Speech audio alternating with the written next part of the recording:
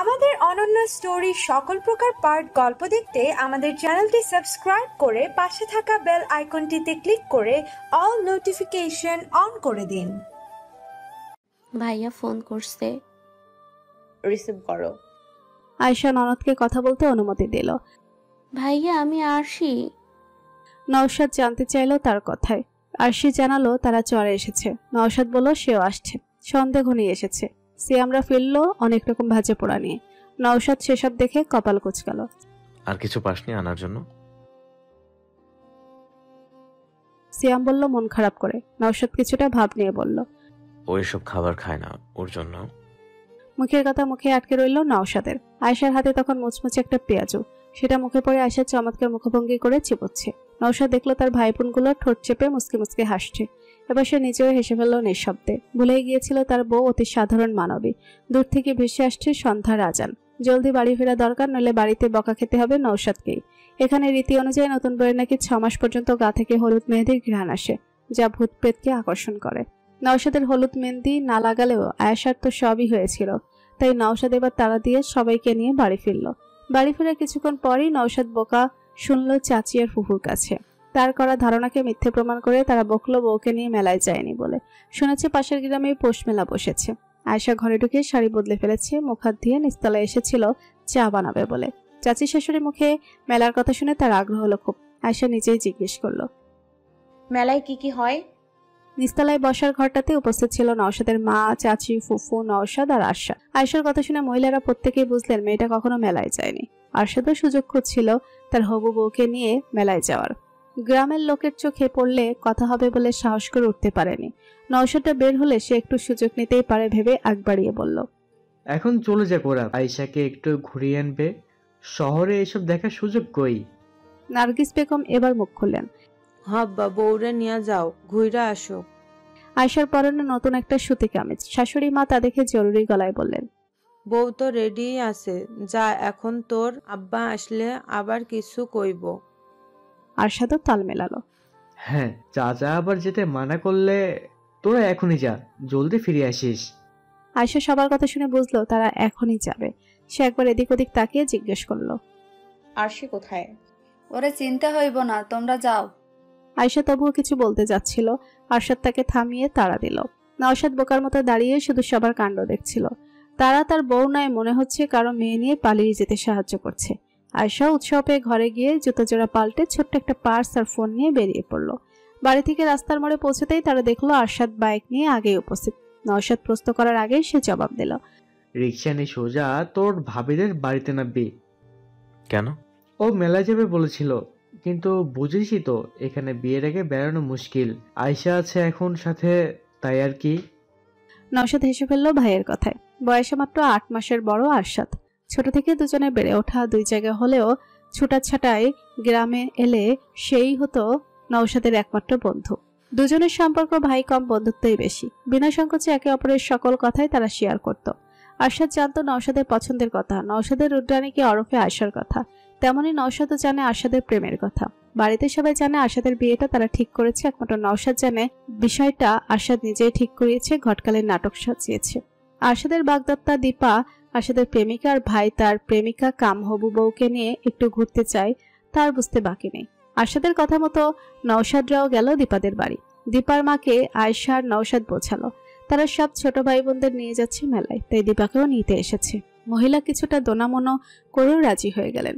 আরশাদ অপেক্ষা করছিল দীপাদের বাড়ি থেকে একটু দূরে। নওশাদ রিক্সা ডেকে দীপা আর আয়েশাকে তাতে তুলে দিয়ে নিচে গেল আরশাদের কাছে। তারা দুজনে বাইকে যাবে রিক্সার পেছু পেছু। মেলায় পৌঁছতে আধার নেমেছে চারপাশে। এখনো সন্ধ্যার আবছা আলো নেই, নেই পশু পাখির কোলাহল। মেলার প্রাঙ্গণে চলছে হাজারো কেরোসিন বাতি। মেলার মূল ফটকে পৌঁছেই দীপাকে নিয়ে আরশাদ আলাদা হয়ে গেল একপাশে।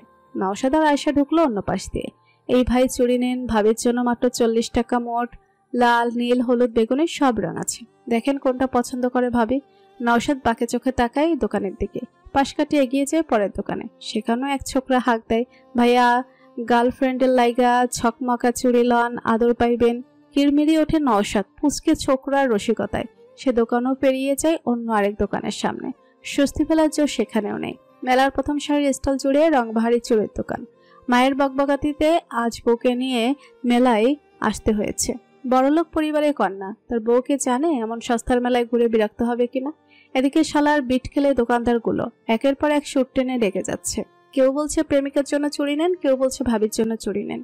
নওশাদ শার্টের পকেটে হাত গুজে চেক করলো, ওয়ালেটটা এনেছে তোর সাথে।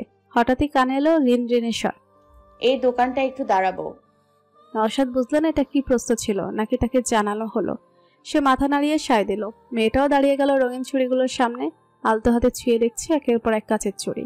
এখানে নানা ঢঙে নানা রঙে শুধু রেশমি চুড়ি। এই দোকানটা বোধহয় পুরো মেলার সবচেয়ে ছোট আর স্বল্প দামে চুড়িতে ভরা। নওশাদ প্রথমে চুড়ি দিকে তাকালো, এবার আর চোখে তাকায় অর্ধাঙ্গিনীর চোখে।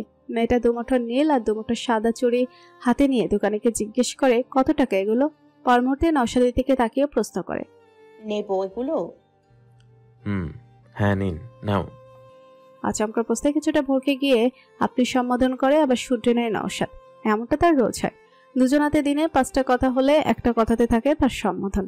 এতে মেয়েটা কিছু মনে করে কিনা জানে না সে, তবে জানতে চায় মেয়েটা কি বিরক্ত হয়। দোকানের চুড়িগুলো কাগজে মুড়িয়ে মেয়েটির হাতে দিয়ে নওশাদকে উদ্দেশ্য করে বলে, 160 টাকা দাম হয়েছে, আপনি 150 দেন।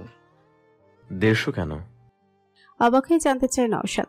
দোকানি মিষ্টি হেসে জানায়, এ দোকানের দোকানে বৃদ্ধ এক মহিলা। বয়সের ভারে শরীর তার নড়বড়ে। নিতান্তই জীবিকার তাগিদে এ দোকান নিয়ে বসেছেন মহিলা। বৃদ্ধার কথা ভালো লাগলো নওশাদের। সে হাসি মুখে ওয়ালেট থেকে 200 টাকা বের করে দিল। বৃদ্ধা বাড়তি টাকা ফেরত দিতে চাইলে সে জোর করলো তাকে রেখে দেওয়ার জন্য। এরপর আর কিছুই কেনা হয়নি বলে স্ত্রীকে নিয়ে বাড়ি ফিরতে উদ্যত হলো। আরশাদকে ফোন করে জানতে পারলো তারা মেলায় থাকবে আরো কিছুক্ষণ। কোথা থেকে দীপার কয়েকটা বান্ধবী এসে গেছে, তাকে বাড়িতে পৌঁছে দেওয়ার ঝামেলা নেই। নওশাদও বেরিয়ে এলো মেলা থেকে। হঠাৎ মনে পড়লো টাকা কত ছিল ওয়ালেটে, তা তো খেয়ালই করেনি। এখন রিকশা চড়ার আগে একটু দেখে নেওয়া যাক। বউকে একপাশে দাঁড় করে ওয়ালেট খুলে চোখ ছানা বড়া। ই আল্লাহ, অতি দয়ালদারি তো এবার বউয়ের সামনে বেজ্জত করে ছাড়ল। মুখটা কাঁচু করে আয়শা থেকে ফিরতেই দেখলো আয়শা এবার মেলার দিকে এগোচ্ছে। আয়শা? নওশাদ ডাকতে আয়শা জবাব দিল, আপনাকে ডাকছিলাম, শুনেছি আপনি। ও, সত্যি শুনতে পাইনি, কিছু বলবে? ওপাশটাতে খাবারের দোকান দেখলাম অনেকগুলো, একটু যেতে চাচ্ছিলাম।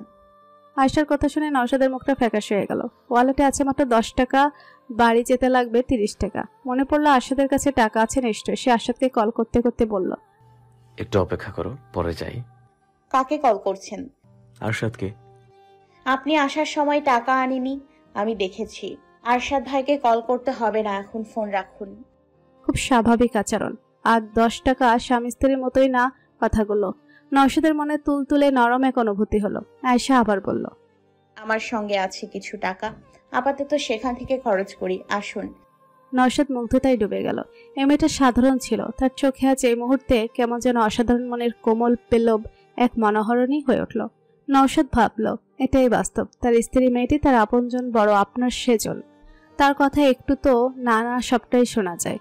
আয়েশার কথা মতো নওশাদ প্রথমেই গেল খাবারের দিকটায়। গরম গরম জিলাপি আর রসগোল্লা নিল। আয়েশার কথা রেখে আবার ঢুকলো অর্নামেন্টের দোকানে। বাড়িতে ননদ আছে 3টা, বেছে বেছে 3 জোড়া ঝুমকা কিনে নিল তাদের জন্য, আর 1 জোড়া কিনলো দোয়েলের জন্য।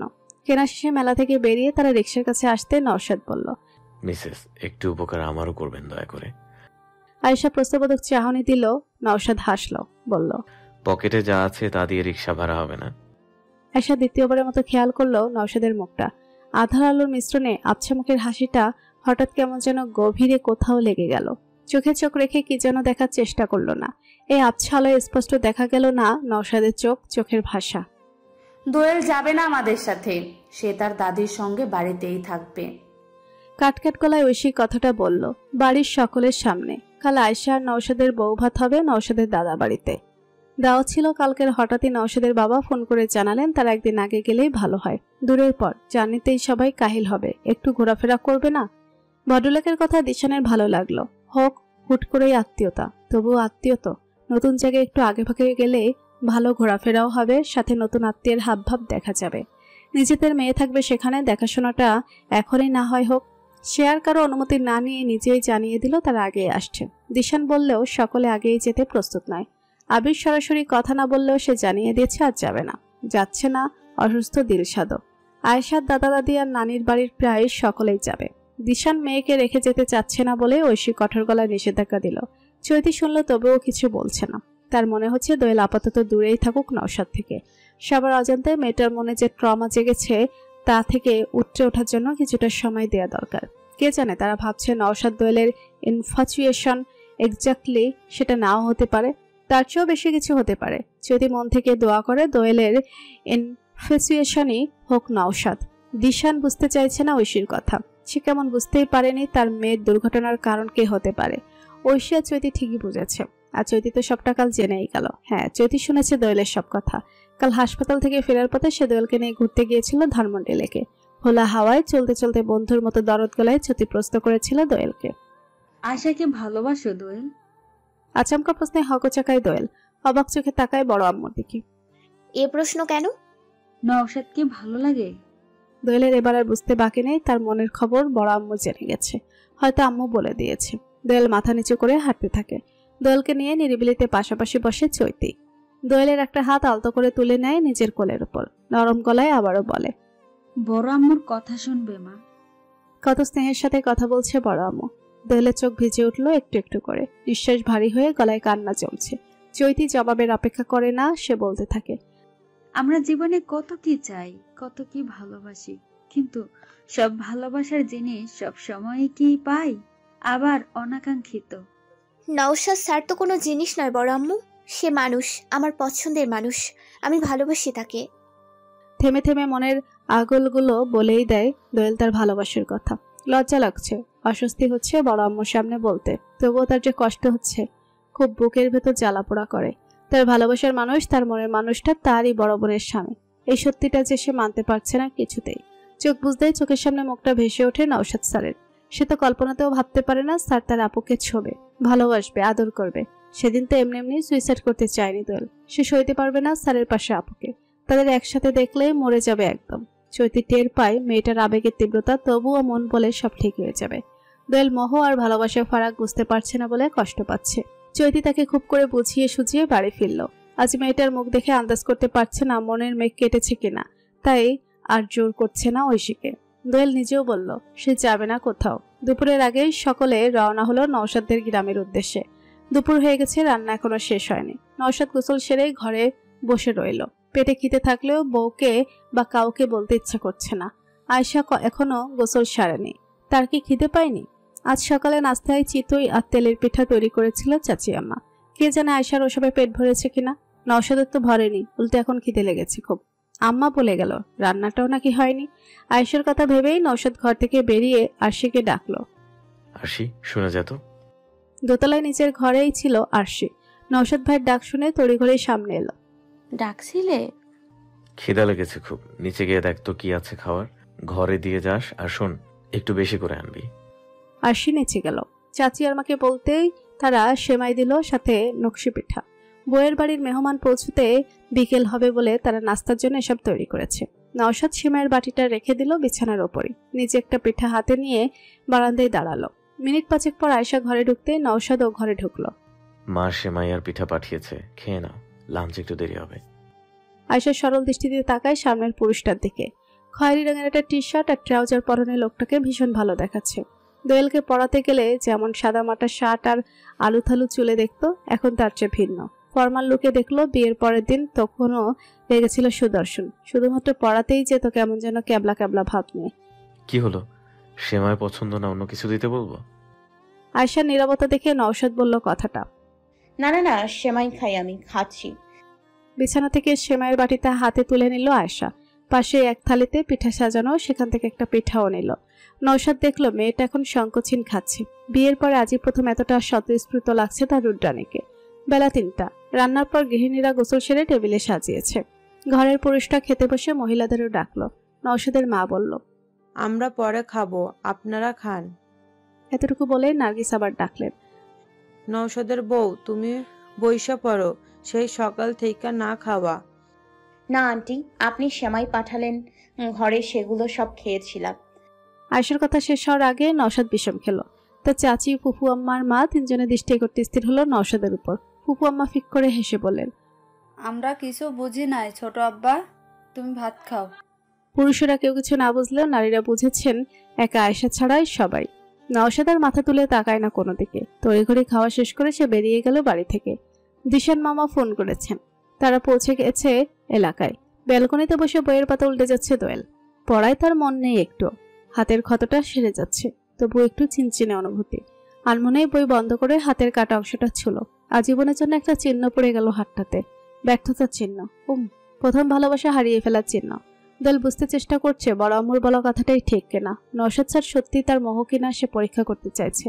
তার ফোনে স্যারের ছবি আছে অনেকগুলো, প্রায় 3 শতাধিক। এতগুলো ছবি সে সেভ করেছে স্যারের প্রোফাইল ঘেটে।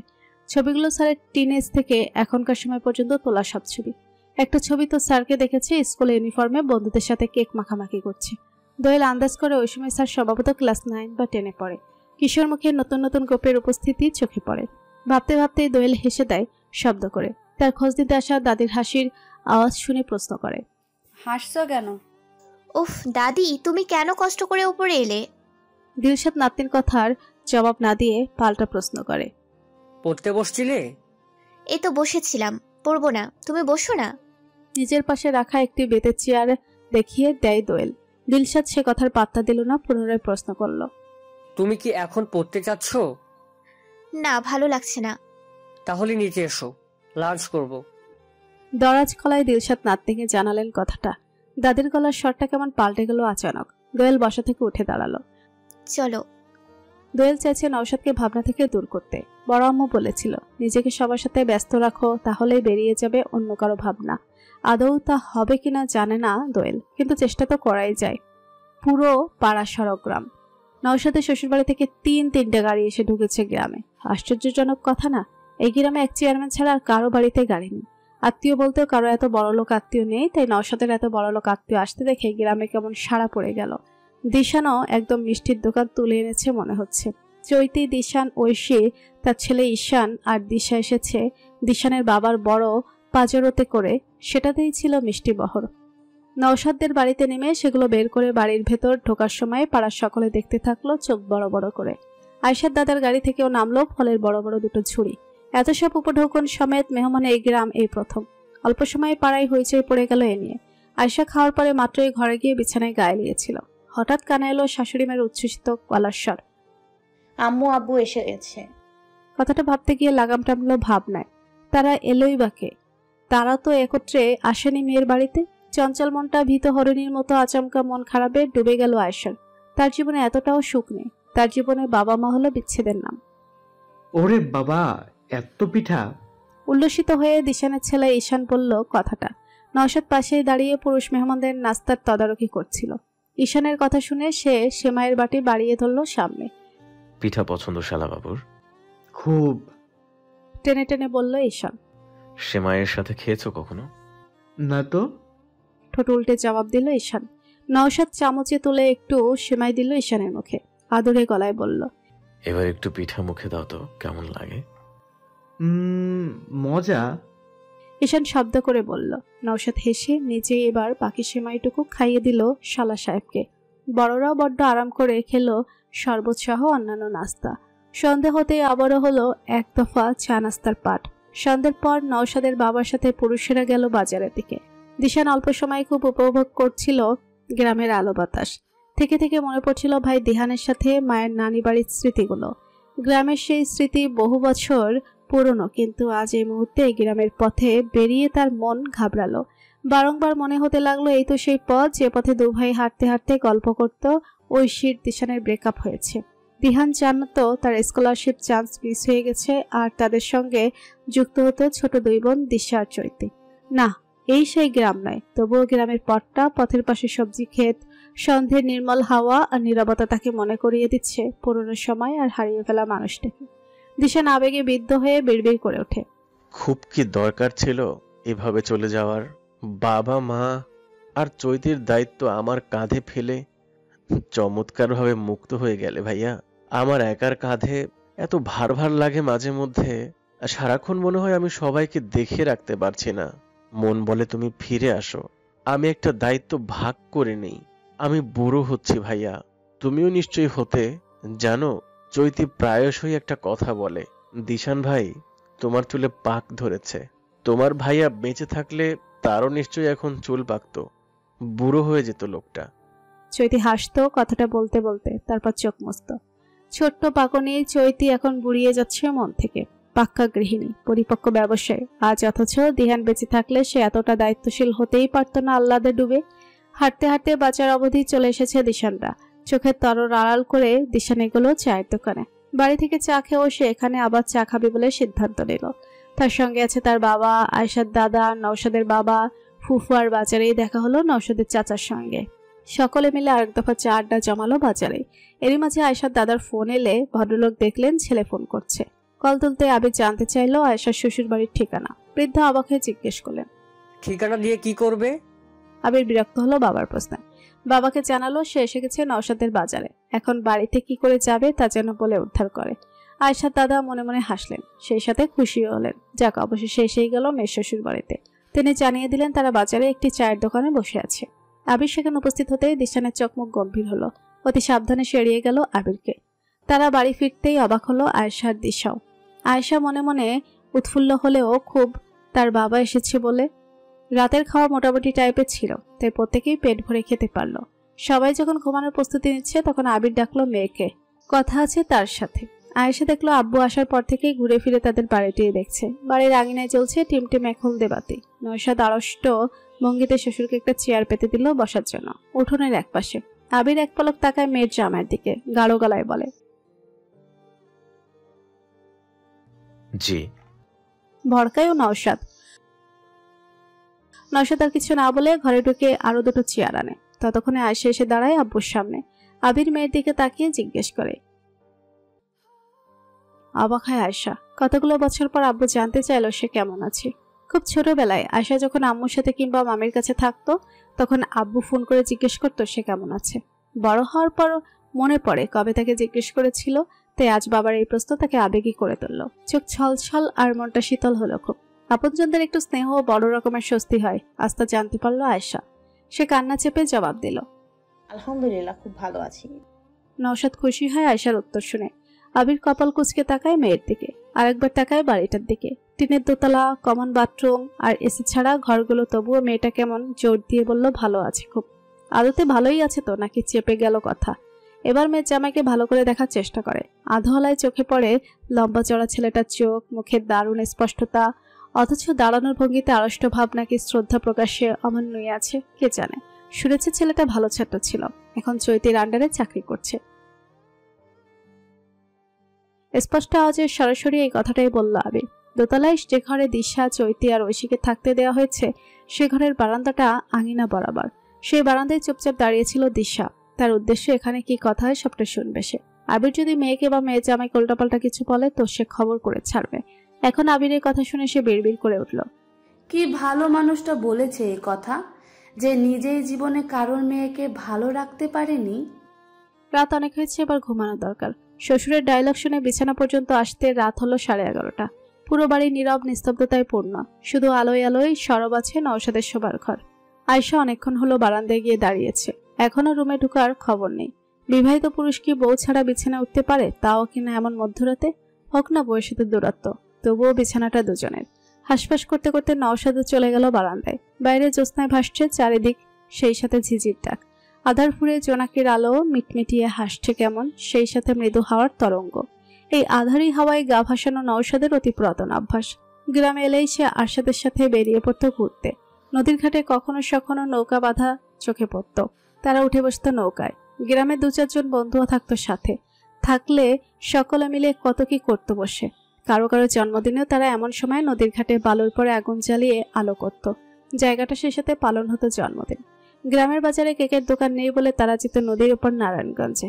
বাড়ি থেকে কতটা দূর সেই নারায়ণগঞ্জ থেকে আনা কেক গরমকালে হলো ক্রিম গলে নষ্ট হতো। ডেকোরেশন তবুও আরশাদের সাথে এসে নওশাদ উপভোগ করত সময়গুলো। দাদের বাড়ি মানে নওশাদের খানিক স্মৃতির জায়গা। শহরে বড় হওয়ায় নওশাদ আর নিশির এখানে থাকা হয়েছে খুব সামান্য, তবুও কত সুন্দর মুহূর্তগুলো এখানেও জমা আছে। আজকের হাওয়া যেন নতুন কোনো স্মৃতি জমানোর তাগিদ দিচ্ছে তাকে। আয়েশা মগ্ন ছিল কিছু আনকোরা ভাবনার অন্তরের। আজ আব্বু তাকে প্রথমবারের মতো জিজ্ঞেস করেছিল সে কেমন আছে। আজ আব্বু প্রকাশ করেছিল তিনি মেয়েকে কতটা ভালোবাসেন, আর সর্বশেষ বলেছিলেন নওশাদ ছেলেটাকে ভালো মনে হচ্ছে, তুমি সুখী হবে। বাবার বাড়িতে যে সুখ পাওনি তা শ্বশুর বাড়িতে পাবে বুঝতে পারছি, দোয়া করি সুখী হও। আব্বু আরো একটা কথা বলেছিলেন, তিনি বলেছেন তোমার জন্য একটা ফ্ল্যাট কিনবো নওশাদের অফিসের কাছাকাছি। সাজানো গোছানো থাকবে, সব আগামী মাসের 1 তারিখ সেখানে উঠবে। তোমরা বলে রেখো নওশাদকে, বাকিদের আমি নিজেই বলে দেবো। আয়েশা ভাবছে এটা কি ঠিক হবে? নওশাদকে বলা দরকার কথাটা। আয়েশার ভাবনার মাঝেই শুনতে পেল নওশাদের শুকনো কাশি। পেছন ফিরে দেখলো লোকটা তার পেছনেই এসে দাঁড়িয়েছিল। ঘুমাবে না? প্রশ্ন করলো নওশাদ। জি। রাত অনেক হলো, ঘুমিয়ে পড়ো। কাষ্ঠক বলল নওশাদ। নিজের কাছেই কেমন বাজে শোনালো কথাটুকু, যেন আদেশ করছে আয়েশাকে। নতুন বউকে কেউ এভাবে বলে? তবুও সে কথাটা বলে ঘরের দিকে এগোচ্ছিল। শুনুন। নওশাদ ফিরে তাকায়। আয়েশা তাকে কিছু বলতে চায়। আব্বু বলছিল একটা ফ্ল্যাট কিনে আমাকে যৌতুক দেবে। লোকে বলে আমি রাজকন্যা আর রাজত্ব একসাথে হাতিয়ে নিয়েছি। সেই কথার প্রমাণস্বরূপ এবার যে রাজত্ব কিনে দিতে চাচ্ছেন শ্বশুরমশাই। আয়েশাকে থামিয়ে নওশাদ নিজেই বলল কথাগুলো। আয়েশা অবাক হলো। লোকটা তাদের কথা শুনেছে, আড়ষ্ট হলে এভাবে। নওশাদ তাকে ভুল বুঝছে। সে অপমান করা কিংবা নিচু করার জন্য কথাটা জানাচ্ছে না। আয়েশাকে চুপ থাকতে দেখে নওশাদ আবার বলল, আমাদের বড় একটা বাড়ি নেই, ঢাকা শহরে ভাড়ায় থাকি বহু বছর। এমনকি আমার আর নিশির জন্মটাই ইট পাথরের ওই শহরে। সেখানে আমাদের স্থায়ী কোনো ঠিকানা নেই।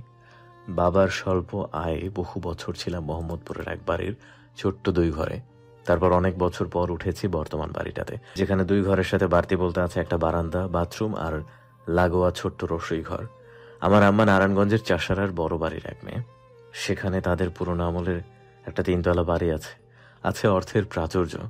আমাদের প্রয়োজনে নানা অনেকবার আব্বাকে ক্যাশ টাকা দিতে চেয়েছে। আমাদের বাড়িতে একটা বড় দালান ঘর, এমনকি আমাদের নানার বাড়িতে থাকার জন্য একটা ঘরদোর পর্যন্ত দিতে চেয়েছেন। আব্বা কোনোদিনও সেসব গ্রহণ করেননি, বরং নিজ সামর্থ্যের মধ্যেই আমাদের পেলে পুষে এ পর্যন্ত এনেছেন। আমার আম্মা বোঝেন বাবা বাড়ির এই সহায়তাগুলো গ্রহণ করলে আব্বা মনে মনে কষ্ট পাবেন। তাই আম্মাও কোনোদিন বাবার বাড়ির সেসব সম্পদের আফসোস করেননি। সেই বাবা মায়ের সন্তান হয়ে আমিও দেহে 1 বিন্দু রক্ত থাকতে শ্বশুরবাড়ির অনুদান কিংবা করুণা গ্রহণ করতে পারবো না। ভুল বুঝছেন আপনি। আমি তো। নওশাদ এক পেয়ে গিয়ে আয়েশার মুখোমুখি হলো। কিছু কাছাকাছি দুজন, এখন একে অপরের নিঃশ্বাস খুব কাছে। আয়েশাকে বলতে না দিয়ে নওশাদ নিজেই আবার বলল, তাই যেন হয়। আমার ভুলই হোক, তুমি সঠিক থেকো। আমি চেষ্টা করব তোমার সকল ইচ্ছে পূরণ করার। যদি কখনো তোমার মনে হয় আমার চেষ্টায় তোমার হচ্ছে না, তখন না হয় বলে দিও মুখের উপর। আমি আর পথ আগলে আটকে রাখবো না নিজের কাছে। মৃদু হওয়ার কোমল মুহূর্তটা কেমন যেন ভারী হয়ে উঠল। নওশাদ মুখের কথা শেষ করে চলে গেল ঘরের ভেতর। আয়েশার মাথাটা হঠাৎ ভোঁতা লাগলো। কি বলতে কি বলল লোকটা? সে তো এমন কিছু বলেনি যার জন্য কষ্ট পেতে হবে। আয়েশাও এবার ঘরে ঢুকে গেল। নওশাদ কি রাগ করলো? সে বুঝতে পারছে না কি করা উচিত। নওশাদ বিছানায় উঠে শুয়ে পড়েছে টান হয়ে। আয়েশাও আলগোছে উঠে বসলো বিছানায়। নওশাদের দিকে ফিরে দেখলো চোখ বুজে গেছে লোকটা। দোনমনো করতে করতে আয়েশা একটু ঝুঁকে পড়লো নওশাদের দিকে। ক্ষীণস্বরে বলে উঠল, আমি আপনাকে হার্ট করতে চাইনি। কথা শেষ করতে নওশাদ আচমকা হ্যাঁচকা টান দিল আয়েশার হাতে। ঝুঁকে থাকা মেয়েটা সোজা পড়ল নওশাদের বুকের উপর। শক্ত কাঠের বুকের ওপর বিড়ালের মতো কোমল দেহটা কেমন থেতলে গেল যেন। আচানক এই আক্রমণে ভয়ে আতঙ্ক চোখ বুজিয়ে দাঁত কিলিয়ে রইল আয়েশা। ক্ষণকাল পার হতে আয়েশা পেল কপাল জুড়ে উষ্ণ স্পর্শ। পুরুষালী ঘ্রাণ এসে নাকে ধাক্কা দিল খুব। কান এলো ফিসফিসানি। ভালো হয়ে যাও মেয়ে। বাপের সম্পদের কথা তুলে আমার ইগো হার্ট করো না। আমার অল্প স্বল্প ইনকাম দিয়েই তো আমি তোমার শখ পূরণ করে নেব। শক্তি আছে, ব্রেনও আছে। দ্বিগুণ পরিশ্রম করলে আশা করি তোমার মতো এইটুকুনি মানুষকে আদর আহ্লাদে ভরিয়ে রাখতে পারবো। আর হ্যাঁ, অত ভয় পাওয়ার কিছু নেই। এখনো সময় হয়নি তোমার খুব কাছে যাওয়ার। নওশাদ ছেড়ে দিল আয়েশাকে। বিছানা থেকে উঠে গিয়ে নিজেই বন্ধ করে দিল ঘরের বাতিটা। আয়েশা হতভম্ব হয়ে পড়ে আছে বালিশে মাথা রেখে। কি হলো এটা? এটি কোনো উন্মাদ, বদ্ধ পাগল লোক? কখন কি করে এ লোক কিছুই বোঝা যায় না। আর কি বলল? কাছে আসার সময় হয়নি, তবে এতক্ষণ কোথায় ছিল? এখনো সময় হয়নি খুব কাছে যাওয়ার। কথাটা বলা মানুষটা কখন যে খুব কাছে এসে ঘুমিয়েছে টের পায়নি আয়েশা। ভোরের আলো ফুটতে ঘুমটা ভেঙে গেল আজ। গলার কাছে আশ্রে পড়া নিঃশ্বাসের মালিকের দিকে আধবোজা চোখে চেয়ে দেখল আয়েশা। রোজই সে একবার করে লক্ষ্য করে এই মানুষটাকে। মোটামুটি রকমের উজ্জ্বল ফর্সা, মুখে কটা 2 চোখ, সরু নাক আর কপাল জুড়ে পড়ে থাকা চুল, সব মিলিয়ে লোকটা ভীষণ সুদর্শন। পোশাকের পার্থক্যে অবশ্য এক এক সময় এক এক রকম লাগে দেখতে। আয়েশা খেয়াল করেছে নওশাদ প্রায় লুকিয়ে লুকিয়ে তাকিয়ে থাকে তার দিকে। সে তাকানো একটু ভিন্ন, একটু অসরল আর অনেকটা মদ্যক। হয়তো লোকটা বিয়ে করা বউয়ের প্রতি আকর্ষিত, কিন্তু অতিমাত্রায় ভদ্র সাজতে গিয়ে এখনো খুব সাধু আচরণ করে। মাঝে মধ্যে ফসকে যায় সাধু ভাবটা। এই যেমন কাল রাতে আচমকে এসে তাকে ছুলো, প্রকাশ করলো স্বামী মনের আহ্লাদ। সত্যি বলতে আয়শা খুব ভয় পেয়েছিল, পর মুহূর্তেই মুগ্ধতায় বিবশ হয়েছিল। নওশাদ কাছে এলে একটা মাতাল করা বুনো ঘ্রাণ পায় সে, বলতে নেই। মাত্র কয়েকদিনে অন্যরকম এক ভালো লাগা কাজ করে তার নওশাদের প্রতি। বাইরে থেকে শ্বশুরমশাইয়ের গলার আওয়াজ আসছে। আয়েশা এবার বিছানা ছেড়ে উঠে পড়ল। প্রায়ার সাথে নিচতলায় বাথরুমে ঢুকতেই আরশাদের মা কপাল কুঁচকে তাকিয়ে রইল সেদিকে। নওশাদের মা রান্নাঘরে ঢুকেছেন মাত্রই তা দেখে তিনিও গেলেন। তোমার ছেলের বউয়ের আক্কেল জ্ঞান কিছু নাই? কি হয়েছে ভাবি? নওশাদের মা অবাক হয়ে জানতে চাইলেন। আরশাদের মা বিরক্তি মিশ্রিত স্বরে আবারও বললেন, সকাল সকাল বিরাস নিয়ে বাইর হইছে। কই আরো সকালে উঠে ফরজ গোসল করব, তা না সবার সামনে ঢ্যাং ঢ্যাং। অতটুকু বলেই থেমে গেলেন ভদ্রমহিলা। সামনে দাঁড়ানো চৈতি আর আয়েশার দাদি। দাদি কেমন লজ্জা আর হতাশায় আড়ষ্ট হলেন। বোধহয় চৈতির মুখভঙ্গি বেশ স্বাভাবিক, সে নিজে থেকে মুখ খোলেন। হঠাৎ বিয়ে, নতুন পরিবেশ, হয়তোবা ছেলে মেয়ে দুটোই। সম্পর্ক এখনো তত গভীর হয়নি ভাবি। বলতে লজ্জা পাওয়া উচিত কিনা জানি না, তবুও বলছি। নওশাদ আর আয়েশা একজন অন্যজনকে ভালোবেসে বা পছন্দ করে তো বিয়েটা করেনি। পছন্দের বিয়ে হলে না হয় তাদের মধ্যে গভীর কিছু নিয়ে অল্পতেই নিশ্চিন্ত হওয়া যেত। ভুল বুঝবেন না, আমার মেয়েটা যথেষ্ট বুঝদার। আমার মনে হয় না সে অমন কিছু হলে ফরজ আদায় না করে ঘোরাফেরা করবে। বড়দের কথার মাঝে আয়েশা এসে দাঁড়ায় সামনে। দাদি, মামি আর শাশুড়িদের একত্রে দেখতে পেয়ে সেদিকে এগিয়ে যায় সে। নওশাদের মা মানুষটা সত্যি ভীষণ সরল, মনের ভেতর কোনো প্রকার প্যাচগোছ নেই বলেই কিনা কে জানে চলমান কথাগুলো নিয়ে কিছু ভাবলেন না তিনি। বৌমাকে সহজ গলায় বললেন, ঘরে গিয়া বসো, নাস্তা হওয়ার পর ডাকবো তোমারে। চৈতি খেয়াল করলো মুখ হাত ধুতে গিয়ে আয়েশা জামার গলা বুক সব ভিজিয়ে ফেলেছে। সেও তাই দরাজ গলায় বলল, জামাটা পাল্টে নিচে এসো। তোমার শাশুড়ি মায়েরা কাজ করছেন, যে কাজগুলো করতে জানো হাতে হাতে করে দাও। আয়েশা তার মামির কথা শুনে মাথা নাড়িয়ে জবাব দিল সে আসছে। ঘরে ঢুকে দেখতে পেল নওশাদ নেই ঘরে। অস্বস্তির নিঃশ্বাস পড়ল তার। এখনই নয়তো আবার জামা নিয়ে যেতে হতো অন্য ঘরে। তারা নিয়ে আয়েশা একটা নীল আর সাদার মিশেলে সুতি জামা বের করে দ্রুত পরে নিল। বিছানায় রাখা অন্যায় হাত দিতেই কড়া নড়ল দরজায়। খুলছি দরজা। কথাটা বলে আয়েশা দরজা খুলে দিল। নওশাদ দাঁড়িয়ে আছে হাতে অনেকগুলো তাজা বকুল ফুল নিয়ে। এগুলো তোমার জন্য। কথাটা বলে আবার যোগ করলো, আরশিন আছে। ও। আয়েশা হাত বাড়িয়ে ফুলগুলো নিল। নওশাদ অপেক্ষা করলো আয়েশা কখন ফুলগুলো শুকবে। মিথ্যে বলেছে, সেগুলো আরশি নয়, সে নিজেই কুড়িয়েছে। বসার ঘরে মা, চাচি আর মামি শাশুড়িকে দেখে মুঠোই চেপে মুষড়ে ফেলেছিল অনেকটাই। নওশাদের অপেক্ষাকে দোলে মুচড়ে ফুলগুলোকে আয়েশা রাখলো ঘরে থাকা ছোট্ট টেবিলটার উপর। নওশাদ হতাশ চোখ চেয়ে দেখলো তার দুধরানি তার দেয়া প্রথম পুষ্প কতটাই অবহেলায় ফেলে রাখলো। হাতে হাতে কাজ করে অল্প সময়ে নাস্তার আয়োজন সম্পন্ন হয়ে গেল। সকাল 8টার মধ্যেই নওশাদের বাবা চলে গেল মাংসের বাজারে। আস্ত দুটো খাসি কিনে ভাতিজাকে বাড়ি পাঠিয়ে দিলেন। বাকি রইল গরুর মাংস আর মুরগি, তাই কাল ভোরে পাঠাতে বাজারে দরদামে বায়না করে গেলেন। সকালেই পৌঁছে যাবে সব। আয়োজন খুব বড় তো নয়, তবুও রান্না শুরু হবে সকাল সকাল। পুরুষেরা বাজার হাট করে অনেক সময় এদিক সেদিক ঘুরলেন। আবির কাল পর্যন্ত নাকশ ছিল নওশাদকে মেয়ের জামাই মানতে। আজ সকালে নাস্তার সময় আয়েশাকে দেখলো কেমন মনোযোগী গৃহিণীর মতো নওশাদের পাশে থেকে নাস্তা খাওয়াচ্ছে, দুজনে টুকটাক কথাবার্তা বলছে। সব দেখে আবিরের মনটা আর্দ্র হয়ে উঠল নওশাদের প্রতি। আবির জানে সে কখনোই ভালো সঙ্গী ছিল না দিশার জন্য। সেও জানে আদর্শ স্বামী পিতার সংজ্ঞা কখনোই তার মতো পুরুষ হতে পারে না, কিন্তু মেয়ের পাশে নওশাদের উপস্থিতি সঠিক বলেই তার মন ধরে নিয়েছে। কালকের অনুষ্ঠান পর্যন্ত সে এই গ্রামে থাকার ইচ্ছা প্রকাশ করেছে মেয়ের জন্য। এসব অবধি দেখছে ঘুরে ফিরে অনেক মুরব্বী প্রশ্ন করছে মেয়ের বাবা আসেনি, মেয়ের বাবা কোথায়। তার সাথে দিশার সম্পর্ক নেই তো কি হয়েছে, মেয়ের তো বাবা মায়ের সাথে সম্পর্ক আছে। এই প্রথম আবির মেয়ের কথা ভেবে কিছু একটা করছে। এতে যে কি পরিমাণ শান্তি সে অনুভব করছে তা নিজেই জানে না। আফসোস হচ্ছে আগে কেন সে এই সুখ টের পায়নি, তবে তো আজ তার জীবনটা অন্যরকম হতো। নেশা তাকে জীবনের আসল স্বাদ থেকে কতটা দূর করেছে তা বুঝতে পারছে একটু একটু করে এখন এই মুহূর্তে। ডক্টর অভিনবের সঙ্গে দেখা করতে চাইছি। নাম বলুন, অ্যাপয়েন্টমেন্টের জন্য সিরিয়াল নম্বর দেওয়া হবে। দোয়েল নিজের নামটা বলে সিরিয়াল নম্বর জেনে নেয়। ডক্টর বসবেন 10টা থেকে 2টা পর্যন্ত। এরই মাঝে দোয়েলকে উপস্থিত থাকতে হবে। বিপত্তি বাঁধল গাড়ি নিয়ে। বাড়িতে দাদি আর দোয়েলের জন্য একটা গাড়ি আছে। ড্রাইভার আঙ্কেলও 24 ঘন্টা বাড়িতেই থাকছেন, কিন্তু আজকে দাদি যাবেন চাঁদ দাদুর বাড়িতে, তাই দাদি তাকে কলেজে নামিয়ে দিয়ে যাবেন। দোয়েল তো আজ কলেজে যাবে না। দাদিকে কি করে বলবে তাকে সিটি হসপিটালে নামিয়ে দিতে। অনেক ভেবে ঠিক করেছে সে দাদির সাথে কলেজ গেট পর্যন্ত যাবে। সত্যিই সে তাই করলো। দিলশাদের সাথে গাড়িতে করে কলেজ পর্যন্ত পৌঁছে দাদিকে বাই বলে দোয়েল দাঁড়িয়ে পড়ল। গাড়িটা কিছু দূর এগোতেই দোয়েল ঝটপট একটা রিকশায় চড়ে বসলো। কয়েক সেকেন্ডের মাঝে রিকশা চলে গেল হসপিটালের পথে। দোয়েল জানল না তার এই লুকোচুরি কেউ একজন ধরে ফেলল। ঘড়িতে বাজছে 12টা। ডক্টর অভিনবের চেম্বারে অসংখ্য রোগী অপেক্ষমান। প্রত্যেকে নিজের ডাক পড়ার অপেক্ষায় আছেন।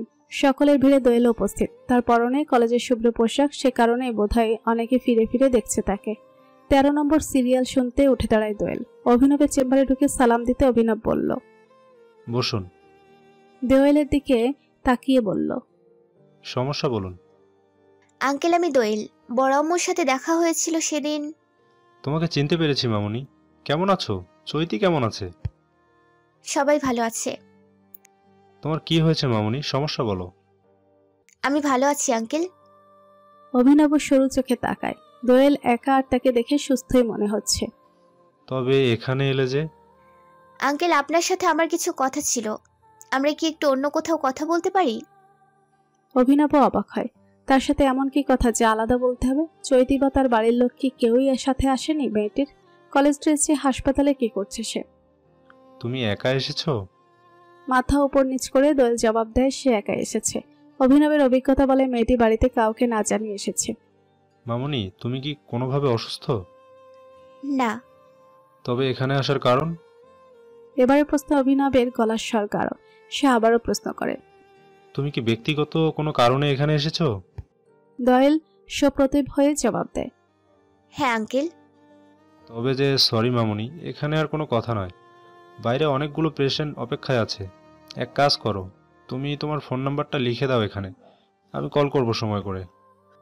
অভিনব কথাটা বলার সময় একটা কলম আর কাগজে গিয়ে দিল দোয়েলকে। দোয়েল তাতে নিজের ফোন নাম্বার লিখে বড় অক্ষরে নিজের নামটাও লিখে দিয়ে গেল। সময়ের আগে বাড়ি ফিরে সে চুপচাপ বসে রইল অনেকটা সময়। মাথায় ঘুরছে সে কেন এমন করলো, কেন গেল ডক্টর অভিনবের কাছে। নওশাদকে নিয়ে তার ভালোবাসা এত অস্থির করছে ক্ষণে ক্ষণে, সেসবের মাঝে সে কেন গেল ডক্টর অভিনবের কাছে? ওই লোকটা তো কেউ না কেউ, তবুও কেন হুট করেই মনে হচ্ছে ওই লোকটা তার মতো ভাঙাচোরা মনের মানুষ? কি প্রমাণ করতে সে ওখানে গেল? ওই লোকটার কি হেল্প করতে পারবে? সাদা জামদানির উপর লাল রঙা দোপাট্টা, খোপার জন্য তাজা বেলি ফুলের মালা আর লাল সাদা চুড়ির গোছা, এই তো বউয়ের সাজে যথেষ্ট। নওশাদ কেনাকাটা শেষ করে আরশাদকে ডাকলো, এবার ফেরা যাক। আজ বাড়িতে আয়োজন নওশাদের বউ ভাতের। মোটামুটি এই আয়োজনের জন্য নতুন বউয়ের একটা নতুন পোশাক দরকার। কাল পর্যন্ত কথাটা কারো মাথায় ছিল না।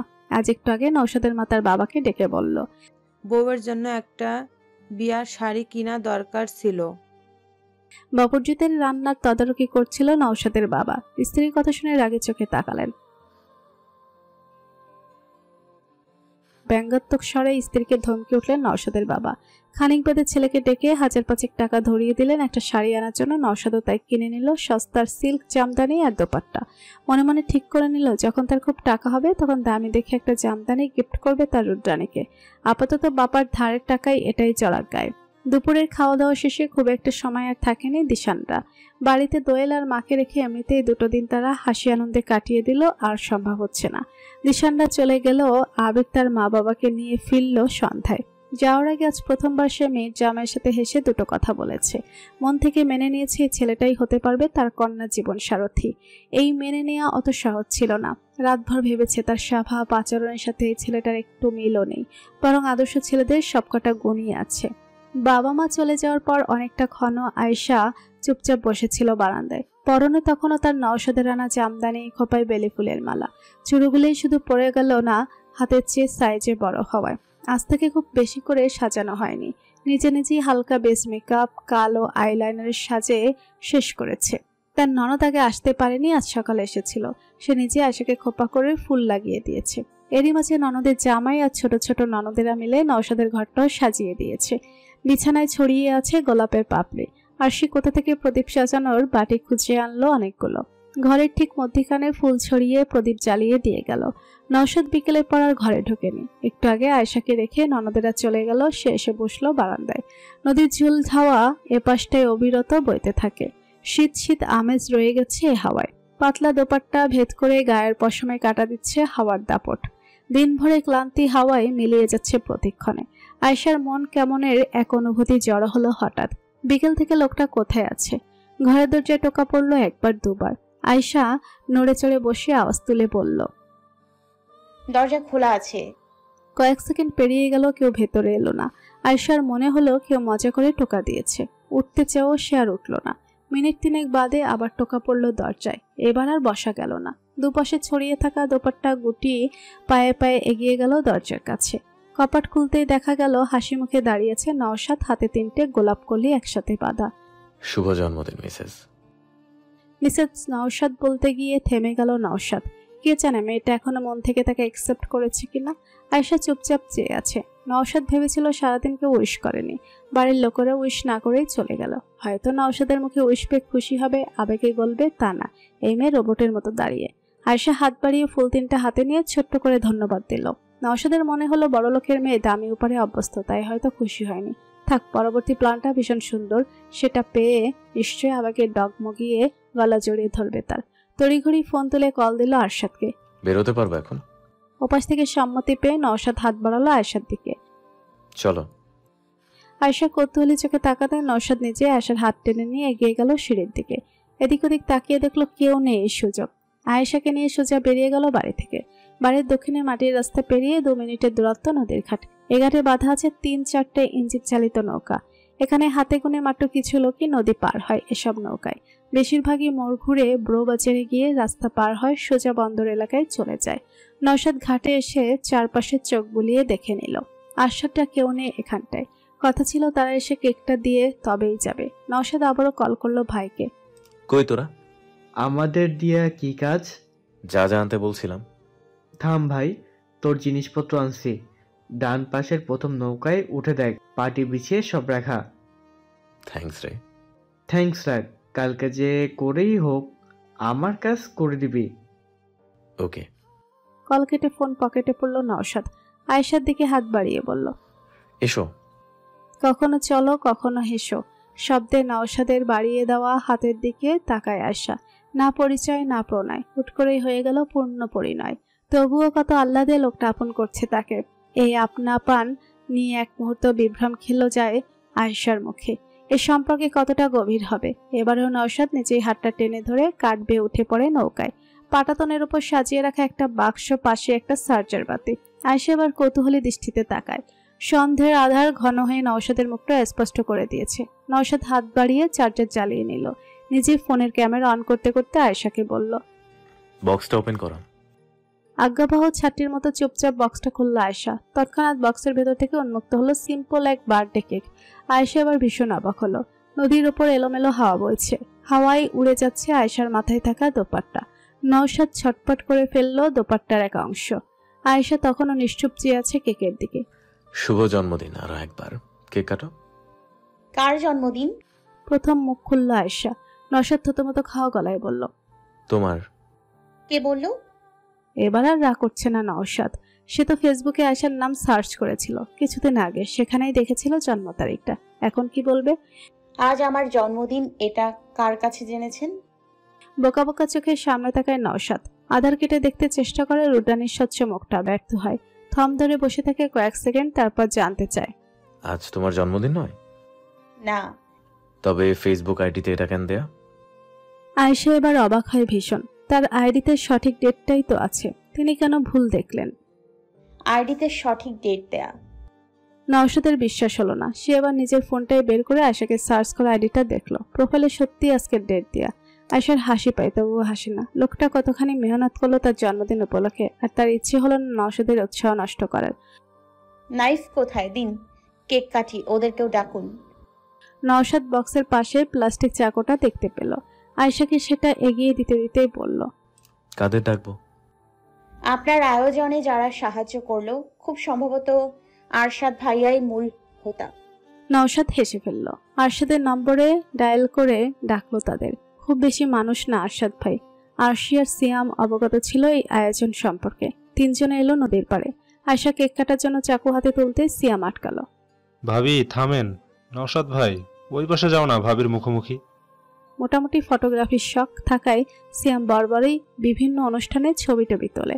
আজকে নওশাদের বউ হাতেও সেই তুলেছে কিছু ছবি। এখন এই মুহূর্তে সেও নওশাদকে বসিয়ে দিল আয়েশার সামনে।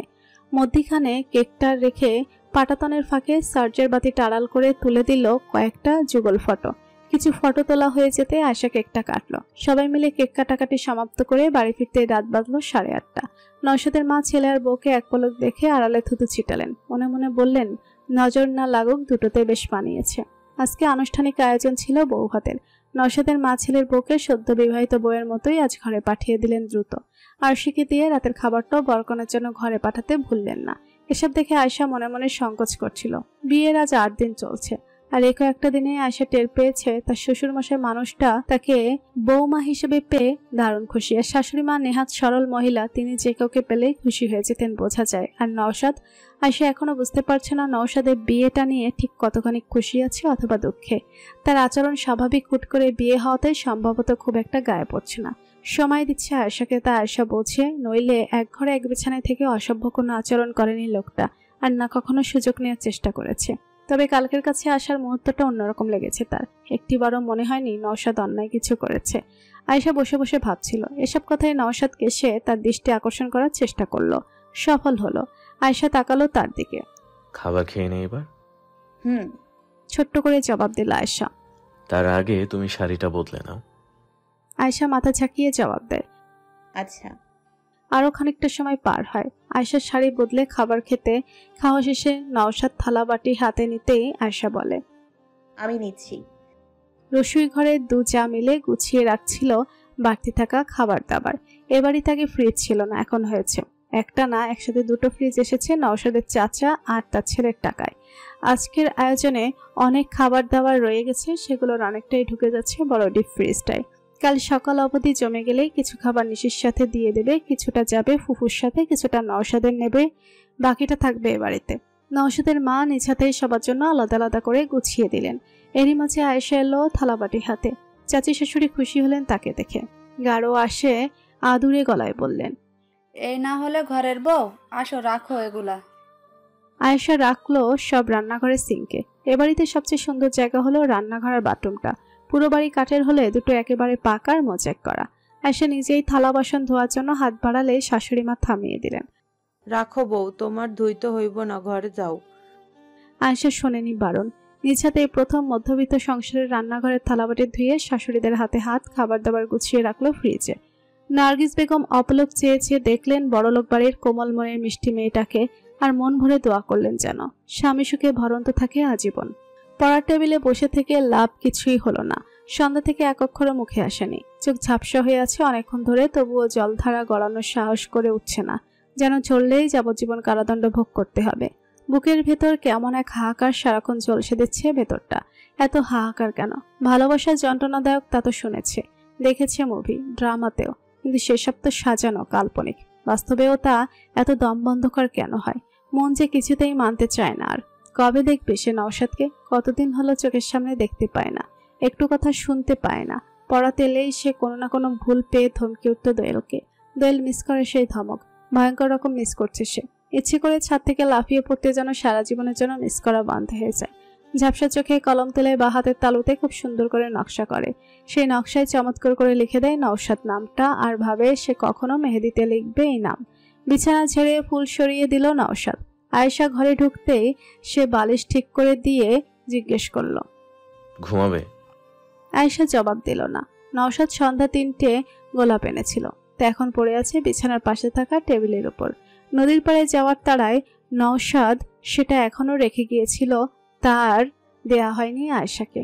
এখন সেটাই হাতে তুলে নিল আয়েশা। ফুল 3টে হাতে নিয়ে আয়েশা এগিয়ে গেল নওশাদের সামনে, দাঁড়ালো মুখোমুখি। কয়েক সেকেন্ড ফুলগুলোর দিকে তাকিয়ে থেকে একটু হেসে বলতে লাগলো, আজ আমার জন্মদিন না? কি? অবাক হয়ে অনেকটা চেঁচিয়ে উঠে নওশাদ। আয়েশা এবার প্রশস্ত হাসলো।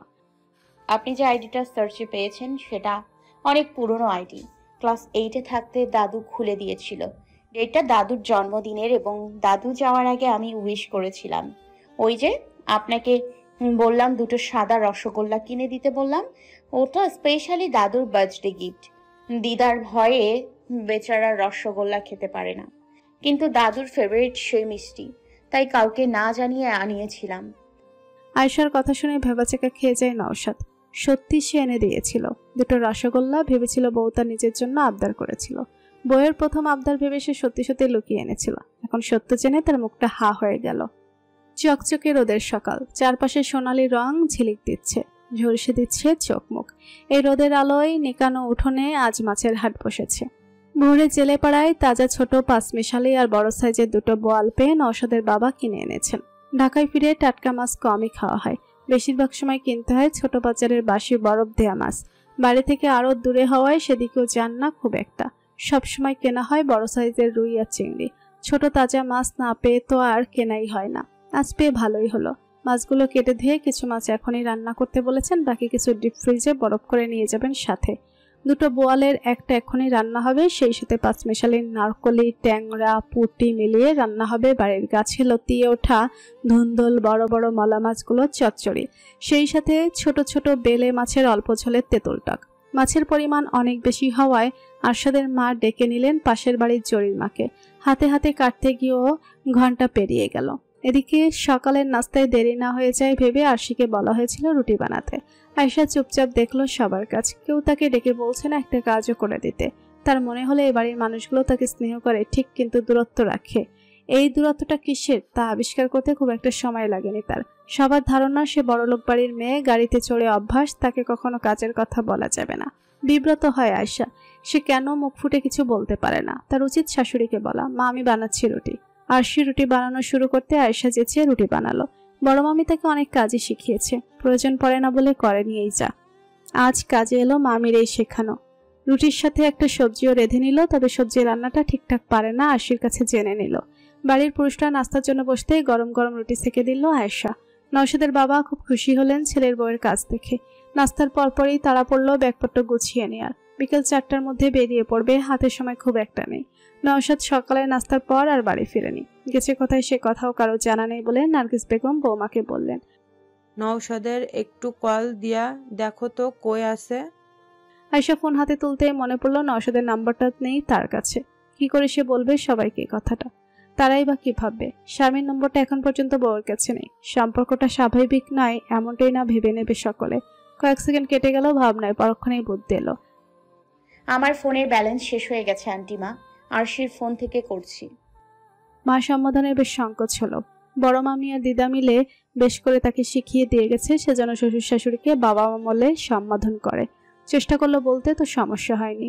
আরশির ফোন থেকে কল করে নওশাদকে ফিরতে বললে সে জানালো ফিরতে দেরি হবে। দুপুরে পর নওশাদ ফিরলে আয়শা এসে সামনে দাঁড়ালো। কি দেব? অবাক হয়ে জানতে চাইল নওশাদ।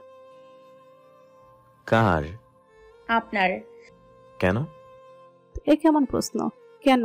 সে নম্বর চেয়েছে লোকটার দিকে, সমস্যা কোথায়? মনে মনে কিছুটা বিব্রতই হলো আয়শা। তার মুখ দেখে নওশাদ অনুমান করলো মেয়েটা ভারী বিব্রত, কিন্তু তার যে ভালো লাগে এই মেয়েটার সাথে কথোপকথন টেনে লম্বা করতে।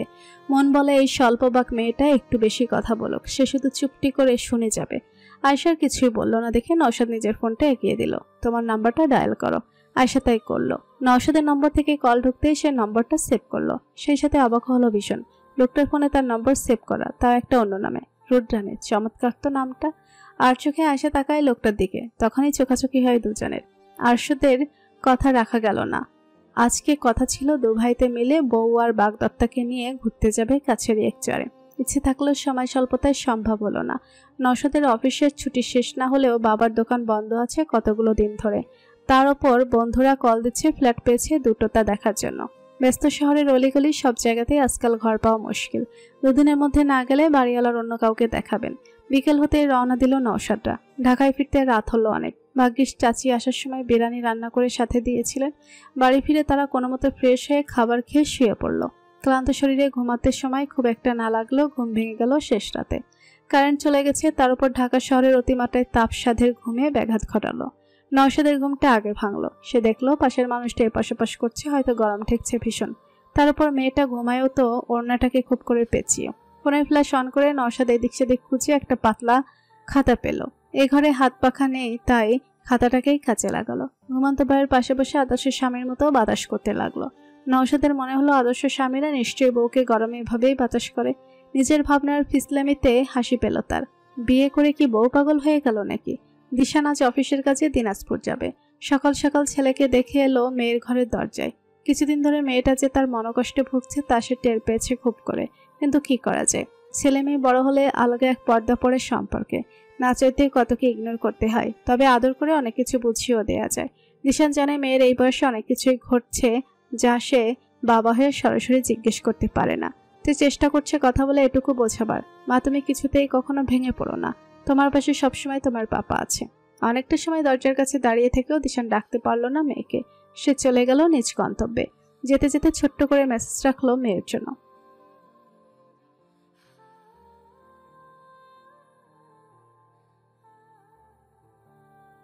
মেসেজটা সেন্ড করে সে বুঝতে পারলো না এমন মেসেজ কেন দিল। মেয়েটার সাথে কি একটু খোলামেলা কথা বলা দরকার? সকাল হতেই আজ আয়েশা কাজে লেগে গেল। শ্বশুর দোকানে যাবে বলে শাশুড়ি মা আটা নিয়ে বসলেন রুটি বানাতে। আয়েশা আগ্রহ দেখিয়ে বলল, মা আমি বানিয়ে দিচ্ছি। বউ তো দেখছি বেশ বুদ্ধিমান। বিড়বিড় করে আড়ালো কথাটা। কোথায় যাবে না জেনেই পারফেক্ট সেজেছে মাশাল্লাহ। আধ ঘন্টার মধ্যেই কাঙ্ক্ষিত গন্তব্যে পৌঁছে ভীষণ অবাক হলো। চকচকে নতুন 3 কামরার মোটামুটি এক ফ্ল্যাট। আয়েশার চেয়েও বেশি চমকেছেন নার্গিস বেগম। তিনি জানতেন ছেলে তার বড় একটা ঘর নেবে, কিন্তু তা যে এত তাড়াতাড়ি তা বুঝতে পারেননি। ঘাড় ফিরিয়ে তাকালেন একবার বৌমার দিকে, মনে মনে শুভাশিস দিলেন। ভাগ্যবতী মেয়ে, আসতে আমার আব্বা কি সুন্দর ঘর কিল্লা নিল। মহিলা জানতেই পারলেন না ছেলে তার চাকরি থেকে পাওয়া অ্যাডভান্সের টাকা দিয়ে ভাড়া নিল এই সুন্দর ঘরখানা, যার টাকা প্রতি মাসে কাটা যাবে তার বেতন থেকে। নওশাদও এজন্য মন থেকে কৃতজ্ঞ তার নানা শ্বশুরের প্রতি। নানা যেন কেমন করে যেন বুঝে গেলেন নওশাদ ছেলেটা এখন অর্থ সংকটে আছে, তার উপরে এই হঠাৎ বিয়ে। চৌকাশ বৃদ্ধ এও বুঝলেন ছেলেটা বউয়ের আত্মীয় থেকে টাকার কোনো সাহায্য গ্রহণ করবে না, তাই যেচে পড়ে তিনি অ্যাডভান্সের অফার করলেন। নওশাদ সহজেই তা গ্রহণ করেছে। সে জানে কাজ সে 16 আনা করবে এবং টাকাটা উসুল হবে। মূল দরজা দিয়ে ঢুকতে লম্বাটে খোলা জায়গা দক্ষিণ দিকে, উত্তরে কোনায় পাশাপাশি একটা মাঝারি আকারের রান্নাঘর আর বাথরুম। পেছনে সারিতে 3টা রুম পাশাপাশি, যার 2টো ঘরে মোটামুটি রকমের বড়, একটি তুলনামূলক ছোট। বারান্দা আছে বড় 2টি ঘরের সাথে।